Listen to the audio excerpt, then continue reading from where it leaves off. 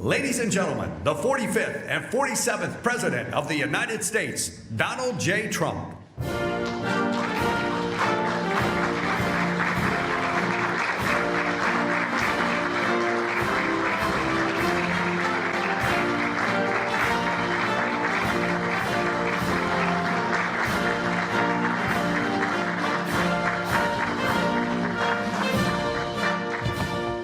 Well, thank you very much. It's been a pretty wild time, but it's going very well. Sit down, please. And tremendous progress has been made, as you're probably seeing just by watching. We're doing something. I built the military and rebuilt it and made it really strong in my first administration, along with a lot of other things we did. We had a great first term. And now we're using it. Unfortunately, we have to. But you're seeing how great it is. There's no military like it on earth, not even close. And we're doing very well in Iran. You see the result. And it's been amazing. We've knocked out 42 Navy ships, some of them very large, in 3 days.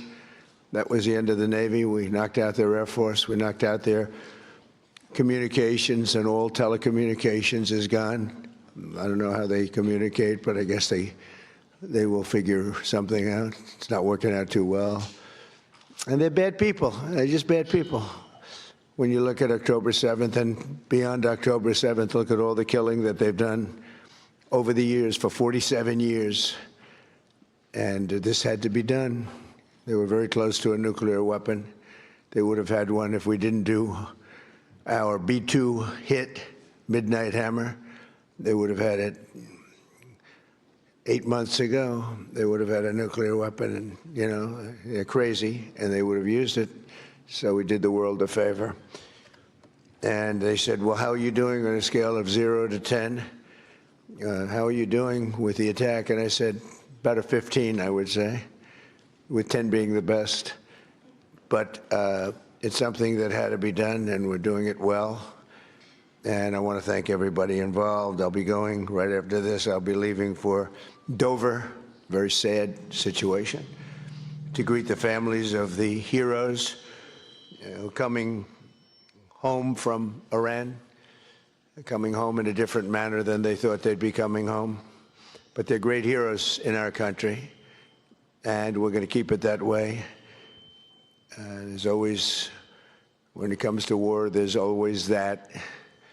But we're going to keep it to a minimum, I think, Pete, and going to be something, a service that we're really providing, not for the Middle East, but for the world.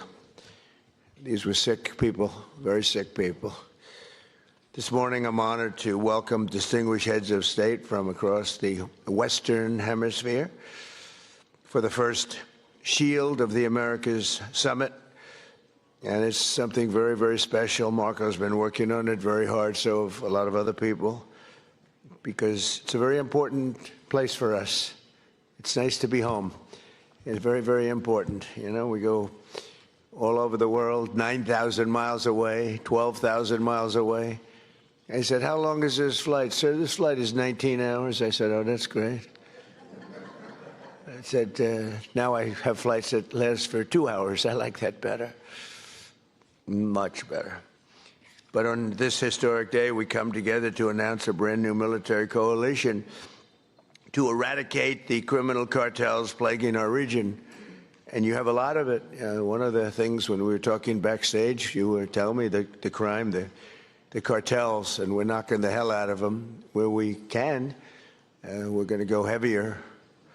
You saw what we were doing with the boats coming in. The boats, there's not a lot of people coming in by boats anymore. We knocked down drugs coming in by sea. Drugs coming in through water is down 96%. We're trying to find out who the other 4% are, because I think they're the bravest people in the world. Either that or they don't watch television, right? They're either very brave or they're not watching. But we're calling this military partnership the America's Counter Cartel Coalition. And that's what you need. You have cartels to